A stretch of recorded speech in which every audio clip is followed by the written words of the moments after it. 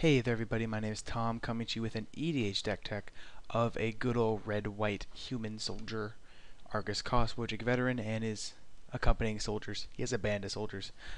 Just to let you know, the commander, 3 red and white, 3/3 soldier. Whenever he attacking red creatures get +2/+0, and attacking white creatures get +0/+2 until end of turn.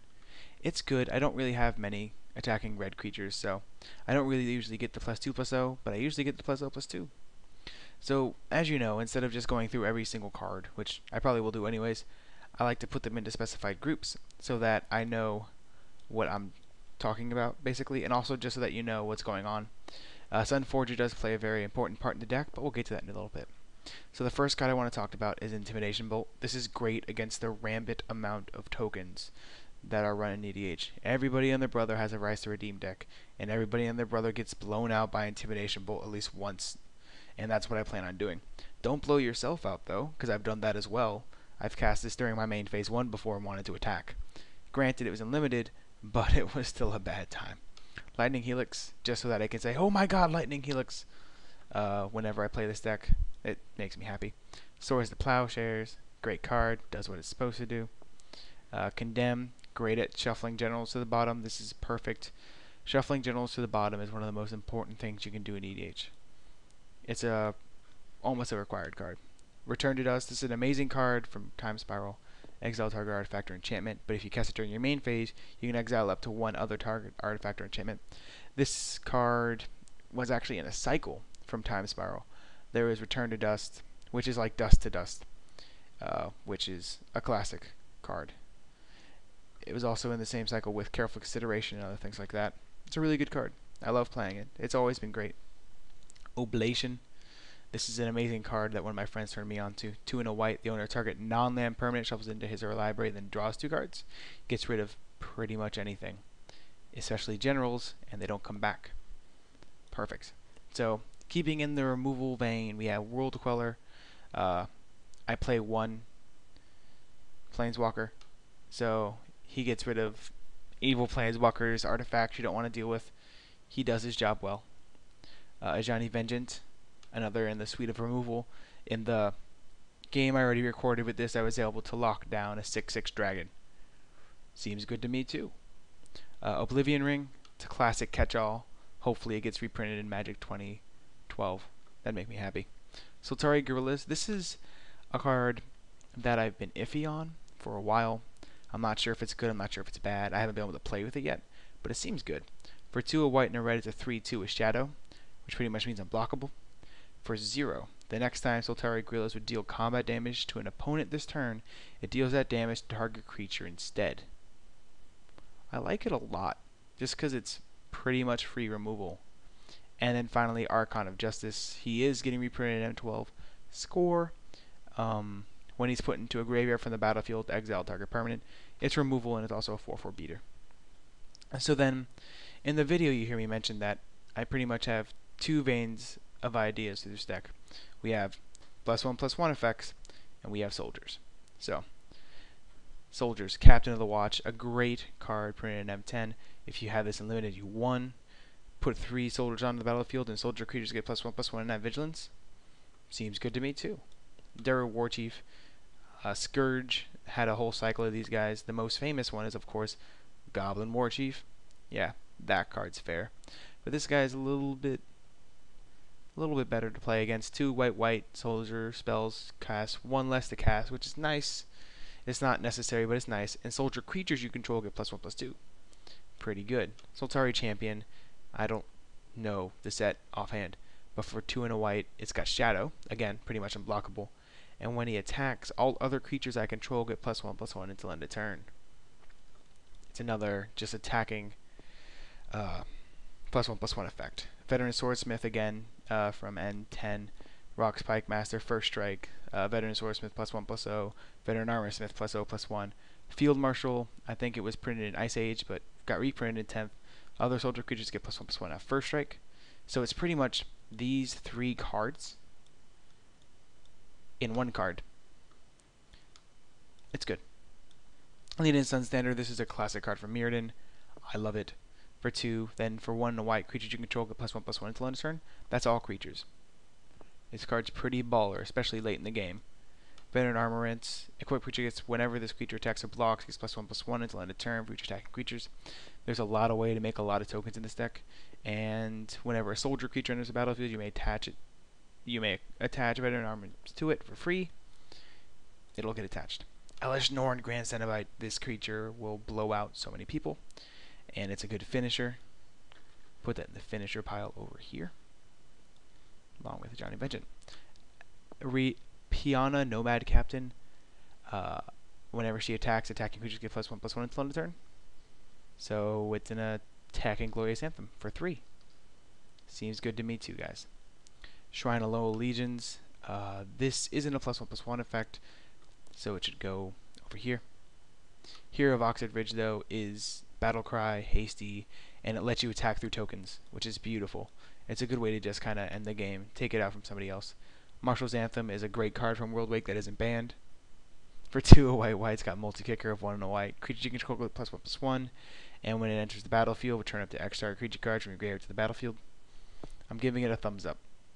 In the Whip of War is a fabulous card, especially with tokens, and with a lot of the cards in this deck. Whenever a creature enters the battlefield in your control, it gets +2/+0 and gains haste until end of turn. It's a good way to give these white creatures the +2/+0 ability off of Argus Kos, and at the second time, it's a good way to make Shrine of Loyal Legions lethal, just straight up lethal.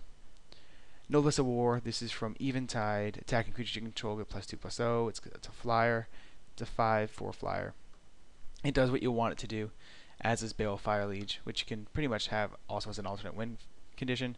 But it lightning helixes when you cast a red and a white spell, and it +1/+1s everything. The card's everything you want to do in the deck. So when I first started talking about this deck, I did mention that it is kind of Vorthosy.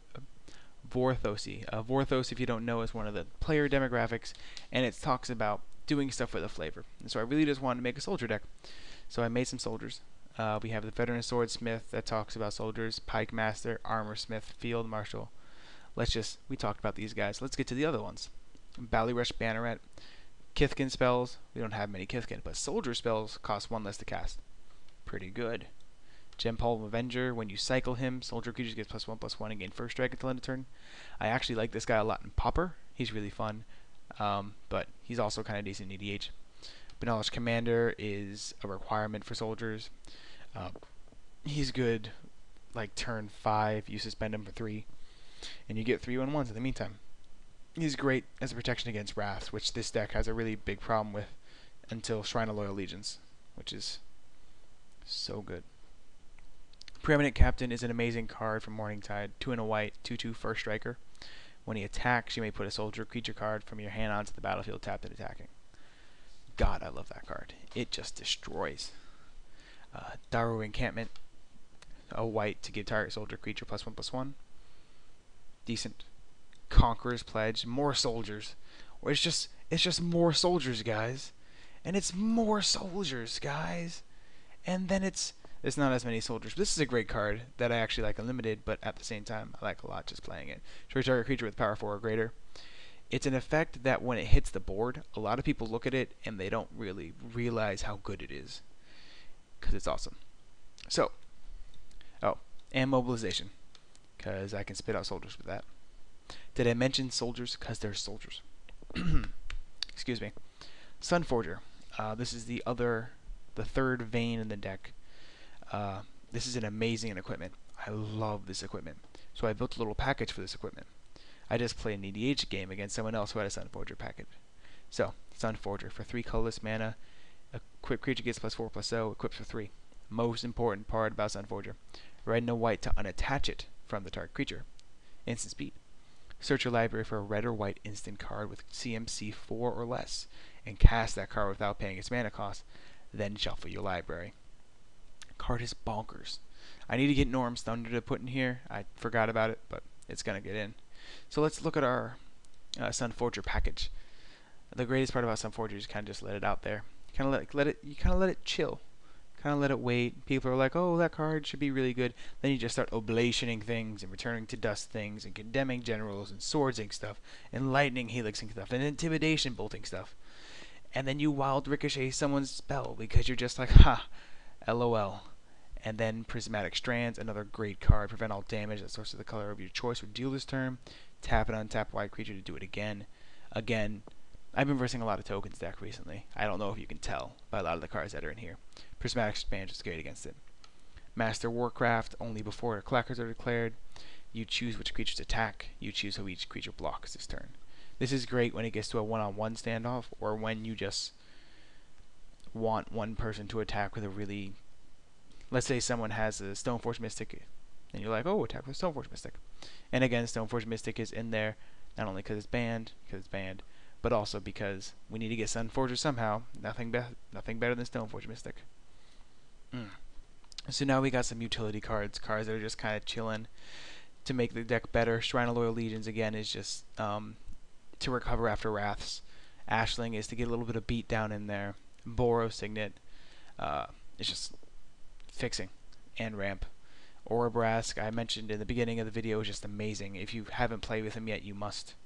Mother Runes will be the most annoying creature your opponents play against ever. I have a foil one signed in real life. We call her Hillary Clinton. She's just as political as Hillary Clinton is. Boros Skilled Mage, target creature gains first haste and target creature gains first strike. Make sure you remember that it's not just your own creatures. This is actually a very political card without people knowing it. You can make quote-unquote trades become not trades. It's perfect. Blade Splicer is a holdover from a different deck, from an aggressive red-white deck that didn't become soldiers. It's still a good card. Durgar Hedge Mage destroys artifacts and enchantments.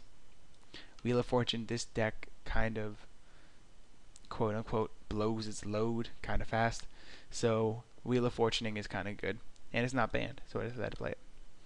Leonin Arbiter, again, this deck doesn't search for things. It has like Arid Mesa and Stoneforge Mystic, and I'll pay an extra 2 for that. But this slows down a lot of different decks. Whenever a blue player sees this, they cry.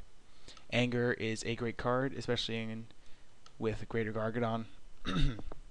I love Gargadon. I've learned to love it now. I've been playing it a lot in Cube, and it's a great card. And then finally, Twilight Drover. A lot of creature tokens in this deck. This guy can get out of hand pretty fast. So it's a really unexpected card for 2 and a white. I'll read it. Whenever a creature token leaves the battlefield, put a 1/1 counter on Twilight Drover. Then for 2 and a white, you put 2 1/1 white spirit creature tokens with flying onto the battlefield. He's good at what he does.